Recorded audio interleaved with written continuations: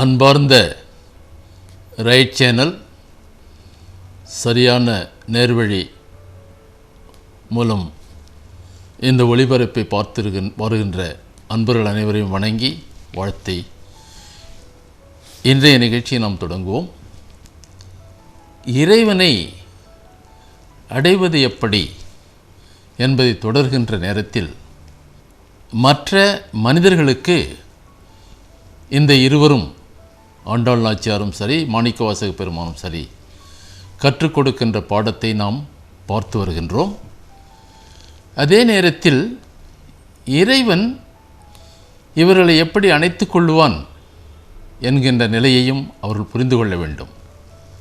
ஆகையால் இந்த நிலையை நாம் புரிந்து கொண்டு அவர்களுக்கு கற்பிக்க வேண்டும் என்பதற்காக இந்த ஆன்றோர் பெருமக்கள் பாடுகின்ற பாடலை மீண்டும் பார்ப்போம். திருப்பாவையிலே 17வது பாடல். அன்னை நாச்சியார் அவர்கள் சொல்லுகின்றார்கள்: அம்பரமே தண்ணீரே சோரே அறம் செய்யும் எம்பெருமான் நந்தகோபாலா எழுந்திராய், கொம்பனார்க்கெல்லாம் கொழுந்தே குலவிளக்கே எம்பெருமாட்டி யசோதாய் அறிவுராய், அம்பர மூடுற தோங்கி உலகளந்த ஒம்பர் கோமானே உறங்காது எழுந்திராய், செம்பொர் கேளை செல்வா பலதேவா உம்பியும் நீயும் உறங்கால ரெம்பாய். இந்த இடத்திலே தூங்குகின்ற கண்ணனை, கிருஷ்ணனை, நந்தகோபாலனை எழுப்புகின்றார். அங்கே பாவையர்கள் தூங்கினார்கள். இங்கே அந்த பாவையர்கள் துயிலெழுந்து குளித்து வேலைகளை முடித்துவிட்டு வந்த இடத்திலே இங்கே யாரை தேடிக்கொண்டு வந்தார்களோ அவரே தூங்குகின்றார். இவர் அவரை சொல்லியே எழுப்புகின்றார். அதற்கடுத்து அவளை மகனாக வளர்க்கின்ற யசோதையிடத்திலே சொல்லி எழுப்பச் சொல்லுகின்றார். அதற்கடுத்து அந்த நப்பின்னை என்கின்ற அவருக்கு மனைவியாக இருக்கின்றாலே அவளை சொல்லி எழுப்ப வைக்கின்றார். அவருக்கு அண்ணனான பலராமனை சொல்லி எழுப்ப வைக்கின்றார். எல்லாவற்றிற்கும் மேலாக அவரிடமே சென்று எழுப்ப வைக்கின்றார். இது ஒன்று. திருவெம்பாவை பார்த்தீர்கள் என்றால், செங்கணவன்பால் திசைமுகன்பால் தேவர்கள்பால் எங்கும் இல்லாததோர் இன்பம் நம் பாலாக் கொங்குன் கருங்குழலி நந்தம்மை கோதாட்டி இறங்கு நம் இல்லங்கள் தோறும் எழுந்தருளி செங்கலமாய் பொற்பாதம் தந்தருளும் சேவகனை அங்கன் அரசி அடியோட்காராமதை தங்கள் பெருமானை பாடி நலந்திகிழ பங்காய் பொம்புனலாய் தாடாளெம்பாய். இந்த இடத்திலே சிவப்பரம்பொருளுக்கு உரிய குணங்களை சொல்லி அந்த குணங்களுக்கு உரியவன் தன்னுடைய பாதங்களிலே இருக்கின்ற ஒளியிலிருந்து அந்த பாதங்களை நாம் பார்க்க வேண்டும் என்பதற்காகவே அவன் கீழிருந்து வந்திருக்கின்றான். அவனை நாம் காண வேண்டும், வாருங்கள் வாருங்கள் என்று சொல்லுகிறார். இங்கே நாம் தெரிந்து கொள்ள வேண்டுவது என்னவென்றால், இப்படி சொல்லுகின்ற பொழுது இவர் இன்னொரு கருத்தை என்ன சொல்லுகின்றார்? 4 முகங்களை உடைய அந்த பிரம்மனுக்கும் செங்கண்ணை உடைய அந்த நாராயணனுக்கும் கூட தெரியாத பாதங்களை இங்கே கீழ்நோக்கி வந்து நம் இல்லங்களிலே காட்சியாக காட்டுகின்றவனை நீ பார்க்க வேண்டும் என்கின்றார். பாடத்தை எப்படி சொல்லிக் கொடுப்பது என்பது பல வழிகள் இருக்கின்றன. அந்த வழிகளிலே கடவுளை நாம் எப்படி காணுவது என்ற வழிகளை காட்டிக் கொடுப்பவைகள். இதிலே முதலிலே சொன்ன திருப்பாவையிலே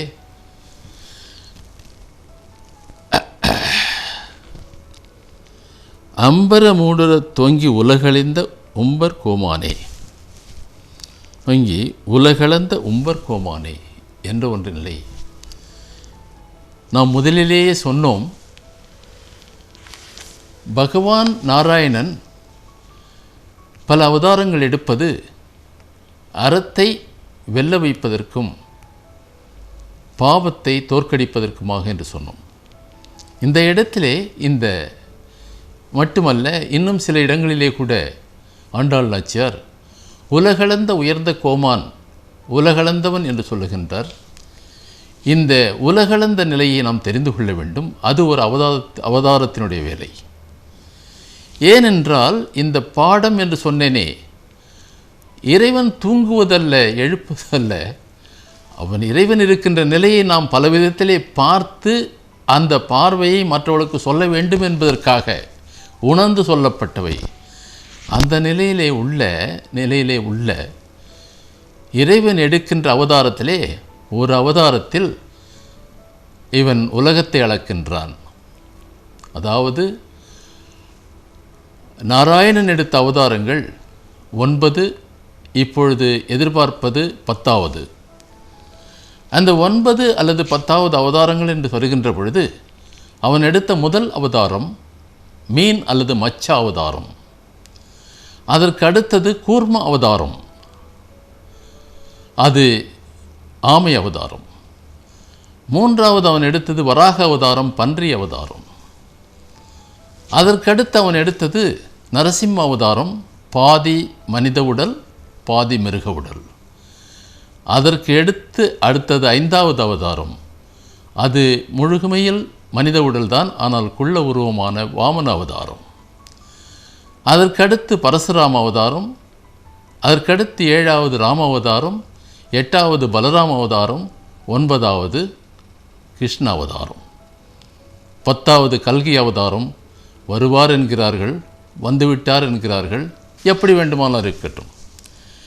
இந்த வாமன அவதாரத்திலே ஒரு குள்ள பிராமணனாக வருகின்றார். இந்த இடத்திலே இது ஏன் சொல்லப்பட்டது என்பதை நாம் தெரிந்து கொள்ள வேண்டும். அவர் எதை செய்வார் என்பதை கற்றுக் கொடுப்பதற்காக காட்டப்படுகின்ற பாடம் இது. அங்கே மாபலி சக்கரவர்த்தி, அவன் ஒரு நல்ல மன்னன், ஆனால் அசுரர்களுடைய மன்னன். அவனால் பாதிக்கப்பட்டவர்கள் தேவர்கள்.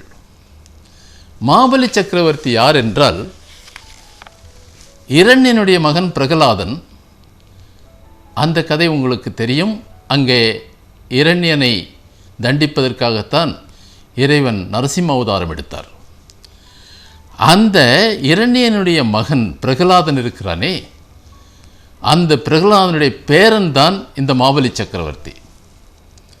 இந்த மாபலி சக்கரவர்த்தி மிக பெரிய சக்கரவர்த்தியாக இருந்தாலும் அவனால் பாதிக்கப்பட்ட தேவர்கள் இறைவனிடத்திலே முறையிடுகின்றார்கள். அந்த முறையீட்டை ஏற்றுக்கொண்டு அவனை தண்டிப்பதற்காகத்தான் இவர் வாமன அவதாரத்தோடு வருகின்றார். வாமன அவதாரம் ஒரு குள்ள மனித அவதாரம், ஒரு குள்ள பிராமண அவதாரம். வந்தவர் இங்கே இந்த மன்னனை பார்க்கின்றார். இந்த மாபலி சக்கரவர்த்தியிடம் உள்ள ஒரு சிறப்பான குணம் என்றால் அவன் ஒரு வள்ளல் மாதிரி இல்லை, வள்ளலே தான். கர்ணனை போன்று பாரி வள்ளல் என்றெல்லாம் சொல்லுகின்றாரே, அப்படிப்பட்ட வள்ளல்களை போன்று யார் எதை கேட்டாலும் கொடுப்பான். அதை தெரிந்து கொண்ட இந்த வாமனன், அதாவது குள்ள பிராமணன், குறிப்பாக சொல்ல வேண்டுமென்றால் நாராயணன், இவனை தண்டிப்பதற்கு வந்த நேரத்திலே அவன் அருகிலே இன்னொருவர் இருக்கின்றார். அவர் யார் என்றால் இந்த மாபலி சக்கரவர்த்தியுடைய குரு. அந்த குருவின் பெயர் சுக்கிரன். தேவர்களுக்கெல்லாம் ஆசிரியன் குரு யார் என்றால் பிரகஸ்பதி. இந்த அசுரர்களுக்கெல்லாம் யார் என்றால் சுக்கிரன். இந்த சுக்கிரன் பக்கத்திலே இருக்கிறார். அவருக்கு தெரிகிறது வந்திருக்கின்றவன் யார் என்று. வந்திருக்கிறவர் என்ன கேட்கின்றார்? எனக்கு 2 அடி நிலம் வேண்டும் என்று கேட்கின்றார். மாபலி சக்கரவர்த்தி 2 அடி நிலம் தானே எடுத்துக்கொள்ளுங்கள் என்கிறார். ஆனால் சுக்கிரனுக்கு இதை சொல்வதற்கு கேட்பதற்கு சிரமத்தை ஏற்றுக்கொண்டு ஏதோ நடக்கிறது, இதை தெரிவிக்க வேண்டும் என்று என்ன சொல்லுகின்றார்?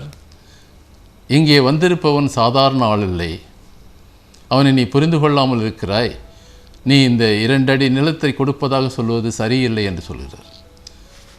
ஆனால் மாபலி சக்கரவர்த்தியிடம் உள்ள அவன் அசுரனாக இருந்தாலும் ஒன்றே ஒன்று இல்லை என்றால் கொடுக்கிறேன் என்று சொல்லிவிட்டு திரும்பி பெறுவது கிடையாது. அதுதான் ஒரு உயர்ந்த சிறப்பு. இந்த நிலையிலே அவர் ஒத்துக்கொள்ளாமல் அவன் கேட்டதை கொடுப்போம் என்று கொடுத்து விடுகிறார். இந்த 2 அடி நிலம் என்று சொல்வதை அந்த நிலத்திலே அதை கொடுப்பதற்கின்ற முன்பாக ஒரு நீர் வார்த்து கொடுப்பார்கள். ஒரு பாத்திரத்திலே அந்த நீர் வார்த்து கொடுத்த பிறகுதான் அந்த கொடுக்கப்பட்ட பொருளை கேட்டவரிடம் கொடுக்க வேண்டும். அந்த சமயத்தில் இந்த சுக்கிரன் என்ன செய்கின்றார்? ஒரு வண்டு வடிவத்திலேயோ அல்லது ஒரு ஈ வடிவத்திலேயோ சென்று அந்த நீர் வருகின்ற அந்த துவாரம் இருக்கிறதே அதை அடைத்து கொள்கின்றார். வந்தவனுக்கு தெரியாத என்ன நடக்கிறது என்று. அவன் சாதாரண ஆள் இல்லையே, அவதாரம் எடுத்தெல்லாம் வந்திருக்கிறான். அவன் என்ன செய்கின்றான், ஒரு சிறிய ஒரு குச்சி போன்ற ஒன்றை செலுத்தி குத்துகின்றான். அது குத்துகின்ற பொழுது உள்ளே தடுத்து நின்ற இந்த சுக்கிரன் ஒரு ஒரு வண்டு வடிவில் இருந்தாரே, அவருடைய கண் ஒன்று பாதிக்கப்பட்டு ஐயோ என்று கீழே விழுகிறார். இதற்கு பிறகு எல்லாம் முடிந்த பிறகு என்னாகிறது, 2 அடி நிலத்தை கொடுத்து விட்டார். ஒரு அடியால் பூமியை அளந்தார், இன்னொரு அடியால் வானத்தை அளந்தார். அதாவது 2 அடி நிலமில்ல, கேட்கப்பட்டது 3 அடி நிலம், அளக்கப்பட்டது 2 அடி நிலம். கேட்கப்பட்டது 3 அடி நிலம், அளக்கப்பட்டது 2 அடி நிலம். அதுதான் இந்த இடத்தில் எழுதுவார்கள். அந்த 2 அடி நிலம் முடிந்துவிட்ட பிறகு 3வது அடி நிலத்திற்கு இடமில்லை. என்ன செய்வது என்று புரியவில்லை. மாவலி சக்கரவர்த்தி சொன்னான், உங்களுடைய விருப்பம் போல் நீங்கள் செய்து எடுத்துக்கொள்ளுங்கள் என்றான். எந்த மண் இருக்கிறதோ, எந்த இடம் இருக்கிறதோ, 3வது அடியிலே அவனுடைய தலையிலே காலை வைத்து அவனை அழுத்தி அவனை கிட்டத்தட்ட அவனுக்கு தண்டனை நிறைவேற்றப்படுகிறது. அவனில்லை. இந்த இடத்திலே ஒரு கருத்தை நான் உங்களிடத்தில் விளக்கமாக சொல்ல வேண்டும். அதாவது என்ன நடக்கிறது, அவன் நல்லவனாக இருந்தாலும் வல்லவனாக இருந்தாலும் அவன் பலரை பாதிப்பை உண்டாக்கியிருக்கிறான் என்ற காரணத்தால் இறைவன் அவனை தண்டிக்க வந்திருக்கின்றார். தண்டிக்க வந்த இடத்திலே அவனுடைய குரு அதை தடுக்கின்றார். அந்த குரு தடுத்த பொழுது அவருக்கு என்ன நடக்கிறது என்பதும் தெரிகிறது உங்களுக்கு. அவர் ஒரு கண்ணையை இழக்கின்றார். இந்த 3 அடி நிலத்தை ஒத்துக்கொண்டவன் 2 அடி நிலத்திலேயே எல்லாம் முடிந்துவிட்ட பிறகு 3வது அடிக்கு என்ன செய்வது என்று தெரியாத நிலையிலே அவன் தத்தளிக்கின்ற நேரத்திலே 3வது அடியை அவன் தலை மீதே வைத்து அவனையே தண்டிக்கின்றார். இது முடிந்த பிறகு ஒருவர் கேட்டார், இந்த அவன் அதாவது கேட்டதை கொடுத்தான், அவனுக்கு ஏன் இப்படிப்பட்ட தண்டனை செய்ய என்று கேட்டார். அதற்கு இன்னொருவர் என்ன பதில் சொன்னார், அவன் செய்த தவறு அவனுடைய குருநாதர் சொன்னாரே அதை அவன் கேட்டிருக்க வேண்டும். ஒரு குரு சொல்லுகின்ற பொழுது ஒரு சிஷ்யன் அவனுடைய மாணவன் கேட்காமல் செய்தானே, அந்த தண்டனை தான் அவனுக்கு இதனால் ஏற்பட்டது, அதனால்தான் அவன் அதை பாதிக்கப்பட்டான் என்று சொன்னார்கள். அதற்கு அடுத்து அவர் என்ன கேட்டார், சரி குருநாதர் சொன்னதை மாணவன் கேட்கவில்லை என்றதால் அவன் பாதிக்கப்பட்டான் என்று சொன்னீர்கள், குரு என்ன தவறை செய்தார், அவருக்கு ஒரு கண் போயிற்று என்றார்கள். அதற்கு என்ன பதில் சொன்னார்கள், நீ கொடுக்கிறாயோ இல்லையோ, ஒருவன் கொடுக்கின்ற பொழுது அந்த தானத்தை நீ தடுக்கக்கூடாது, அந்த தானத்தை நீ தடுத்த காரணத்தால் உனக்கு கண் போயிற்று என்றார்கள். சரி, 3வது கேள்வி என்ன கேட்டார், இவன் செய்த தவறுக்கு இந்த மாபலி சக்கரவர்த்திக்கு உயிர் போயிற்று, அவர் செய்த தவறுக்கு அவருக்கு கண் போயிற்று, இவர் 3 அடி நிலம் என்று கேட்டுவிட்டு 2 அடி அளந்து 3வது அடி அவன் தலையில் வைத்து அவனையே சாகடித்தாரே, இவருக்கு என்ன தண்டனை என்றார்கள். அவருக்கும் ஒரு தண்டனை நடந்தது. என்ன தெரியுமா, இவர் இந்த அவதாரத்தில் செய்ததற்கு அடுத்து 7வது அவதாரமான ராம அவதாரத்திலே எந்த கால் வைத்து அவனை இப்படிப்பட்ட நிலை உண்டாக்கினாரோ அந்த காலில் பாதரட்சைகளே இல்லாமல் 14 ஆண்டுகள் ஒரு காட்டிலேயே நடக்க வேண்டியதாக இருந்தது. இதிலிருந்து நீங்கள் தெரிந்து கொள்ள வேண்டியது என்னவென்றால், யாராக இருந்தாலும், அவன் ஆண்டவனின் அவதாரமாக இருந்தாலும், அவனவன் செய்கின்ற செயல்பாட்டிற்கு ஏற்ப, அவனவன் வாழ்ந்து காட்டுகின்ற வாழ்க்கைக்கேற்ப தண்டிக்கப்படுகின்றான்.